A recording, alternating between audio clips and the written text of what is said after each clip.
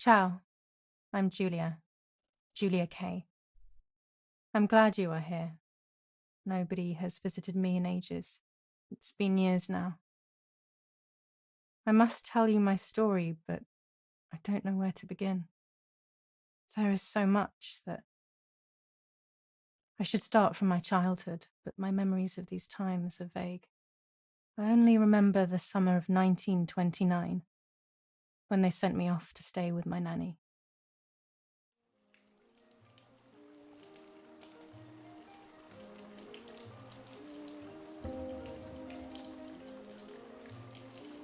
Nanny, will you tell me the story of the White Lady? No, little sparrow. Not tonight. A fog is coming, see? Yes. I know that when it's foggy, the lady kills young women. But why is she so evil? You see, Giulia, pain and suffering can make us do evil things, even if we're not actually bad. Just like soldiers have to kill other soldiers. I like the lady, I've decided, Nanny. She must be in so much pain. The poor dear. She still scares me a little, though. Soon I'll be a young woman, and she could kill me. Does she kill those who love her? Of course not. That makes me feel better because I love her. But what about Martha? Would she be in danger? Your sister is with your mother, so do not worry. Do you miss them? No. I mean, yes, I miss Martha a little, but I love spending time with you. Now, go to sleep, little sparrow. It's getting late. Okay, Nanny. I'll go to sleep and dream of the lady. Was she beautiful? She was beautiful. Yes, very much so. Then she'll be beautiful in my dreams. And will I be beautiful just like her? You'll be even more beautiful. Listen, Nanny. Since the lady won't harm me because I love her, and since you're not a young woman, could you tell me her story, even if it's foggy outside? Please. Oh, please, then I'll sleep. I promise. Oh, all right. You always get your own way.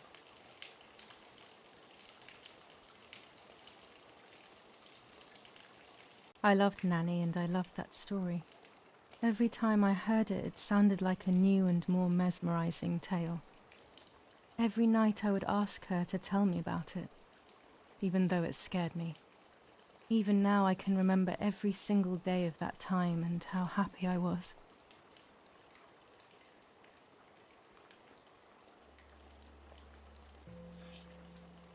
According to an ancient legend, the lakes of the area are haunted by the spirit of a young woman who was killed by the man she loved.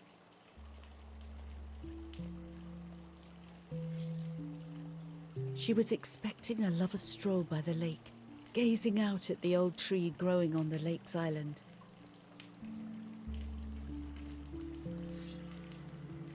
So much hope and desire, but death, not love, was awaiting her.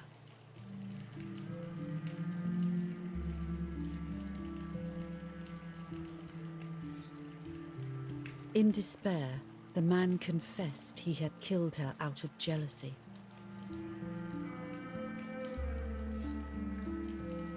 So he was hanged on the small island, in the middle of the very same lake where he had killed the girl.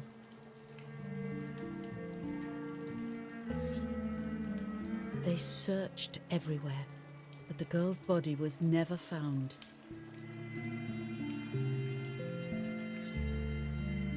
Since then, her spirit, known as the White Lady, has been imprisoned in the depths of the lake. She grieves eternally for the loss of the man she loved. When fog arises, the White Lady is known to leave the waters of the lake and roam the woods, looking for her long-lost love in vain. Within the fog of dawn, hunters have claimed to hear the wailing of a woman in the distance.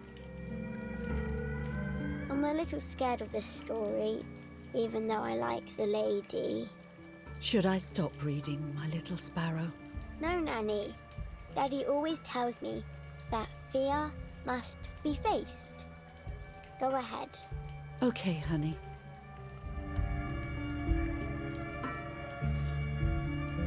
Every time the sad memory of the night she perished stirs in her soul, she takes the life of a young woman by slaying such a life in its youth. Even just for an instant, the lady feels free from the burden of her pain.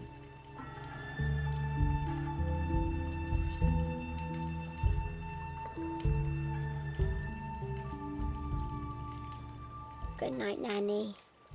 Good night, my love. I spent almost 3 years with the nanny, but when I came home, I quickly forgot how to be happy. My memories do not return until 15 years later, in 1944, when I stayed in that house. I enjoyed setting up cameras in the woods by the lake. My father created a device that attached to the cameras. It would make them take pictures at set intervals. I was trying to photograph animals, or whatever else was in that damned place.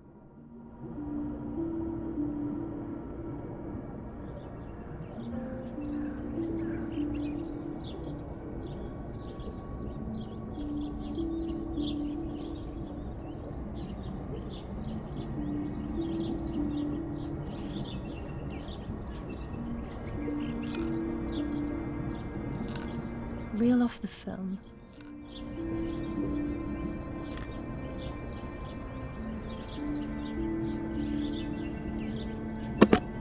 Open the camera. Remove the old roll of film.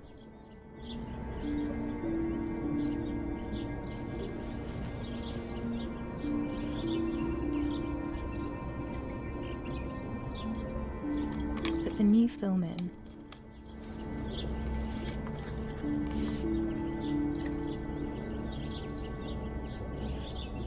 Close the camera. Load the film.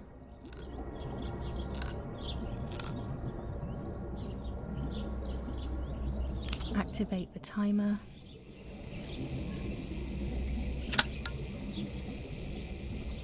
Almost ready. Now to bring the image into focus.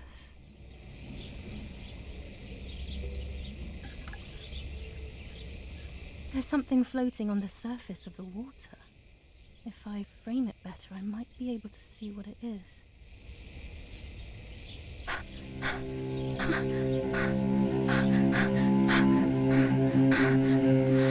What?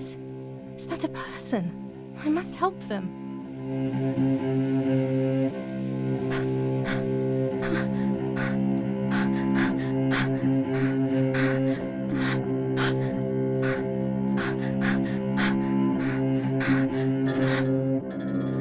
I was horrified at the idea that someone might have drowned in my lake. The lake was my world, where I would spend entire days daydreaming. I would lose myself in my thoughts, but that was a rude awakening. So terrible.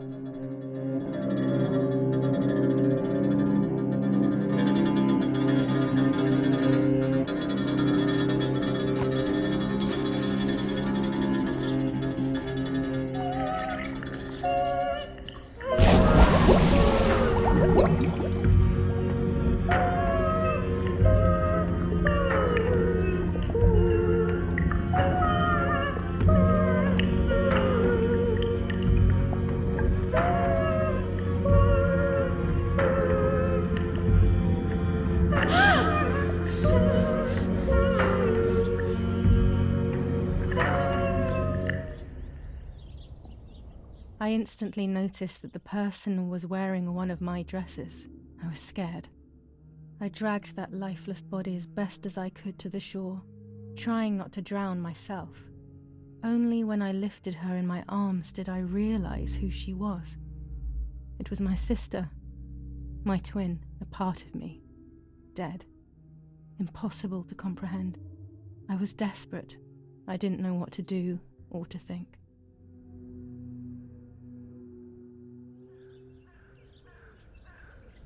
I have to stay calm.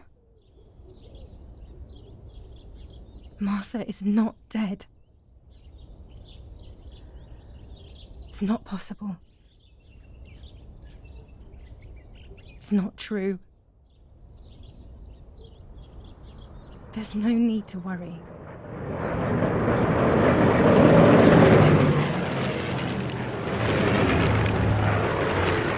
Everything will be fine. I have to stay calm. Martha, February 26th, 1923.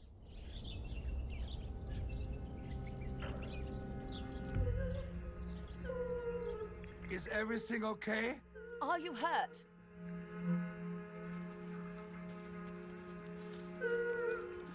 What are you doing? Go, Erich! Run! My parents ran towards me. My mother hugged me. She, who detested me, was now cuddling me. Her warmth filled me with life, and the pain became bearable. I felt protected. Martha, are you okay? She asked me, speaking slowly in order to let me read her lips. She thought I was deaf. She thought I was Martha. I didn't want the moment to fade, so I meekly nodded my head. I didn't realize I had done something that couldn't be undone. I would have to pretend to be Martha forever.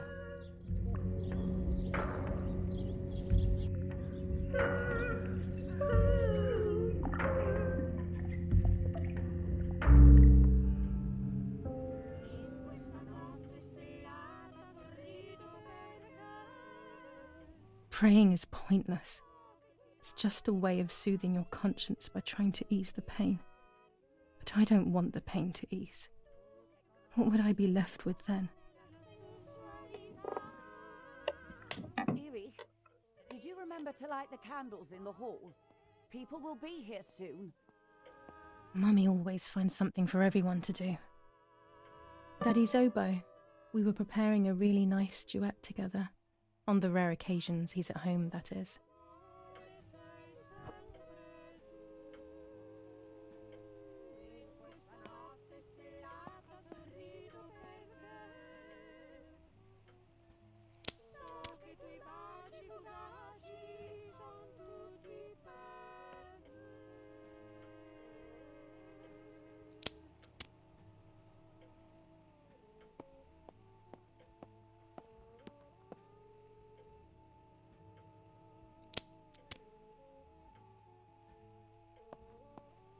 When you're done, can you come and get the flowers, please? Or send Martha if you like. Never a moment's peace. Even at a time like this. She can't sit still for a second. What the hell? For a moment I thought I saw... No, that's not possible. It must be this whole situation making me see things that don't exist.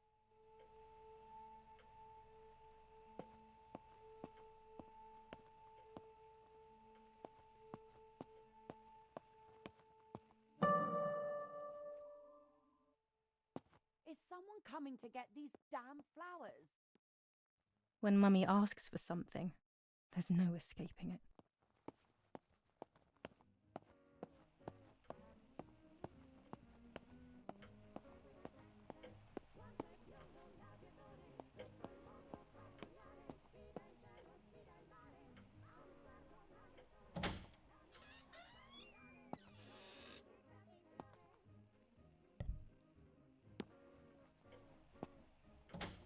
Everything always has to be perfect with her.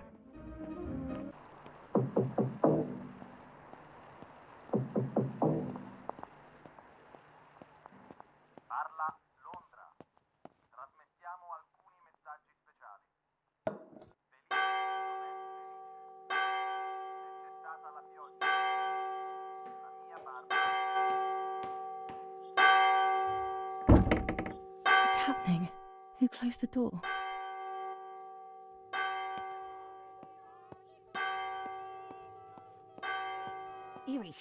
Erich, wake up! Do you think it's appropriate to sleep here, of all places? What? Yes. I must have fallen asleep. What are they talking about? You can't stay here forever. Why don't you go to bed? No. I want to stay with my daughter. Your daughter? Your daughter? You have another daughter, you know. The one who's still alive. Remember? What are you talking about, Irene? Giulia is dead. What kind of comment is that? How can you? You should be thinking about Martha. Giulia harmed Martha. You know that, right? And as if that were not enough, she has now also abandoned her. It's the same old story. Everything is always Giulia's fault, isn't it? Her fault for Martha being deaf and for you being infertile. Do you think it's the right time for this? Giulia is dead, Irene. Dead. Someone killed her.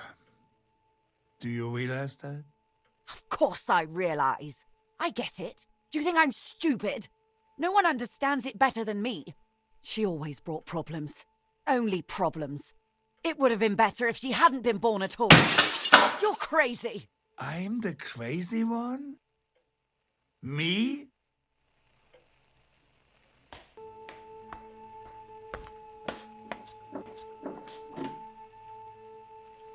They have done this to get at me, yes. Your death is all my fault. All I could ever do for you was hurt you, Giulia. My poor, sweet, crazy girl. What will I do without you? What will life be like now? All the time I didn't spend with you.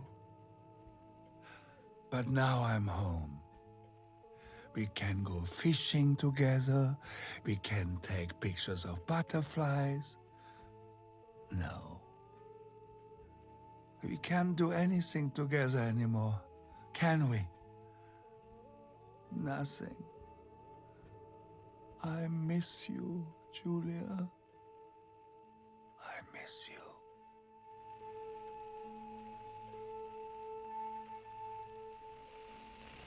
While American bombings continue to devastate the peaceful towns within the Elsa Valley, we have heard some tragic news from the area of La Ramola.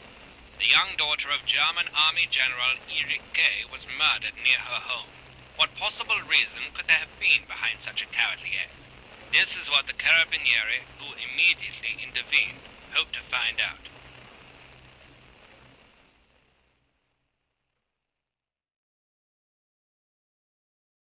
Mother didn't seem to suffer from the situation. All she cared about was that my death was so painful for Martha. But not having me around anymore must have been a great relief to her. At the end of the day, it was better for everyone that it was me who died. And it was better for me too that people thought that. But the guilt began to consume me. That's when I started having horrible nightmares.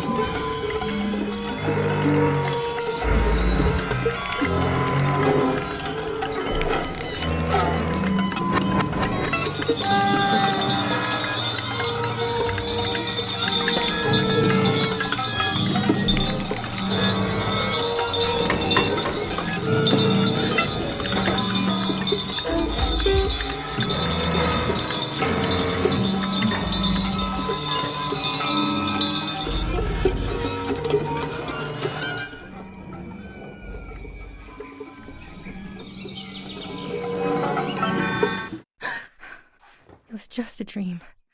A horrible dream. That horrendous woman and the face of my sister. I wish all of this was a dream and my sister is just sleeping in her bed. Instead, her bed is empty and this is reality. This is Martha and me at the festival of the patron saint. It was only a few months ago, and now...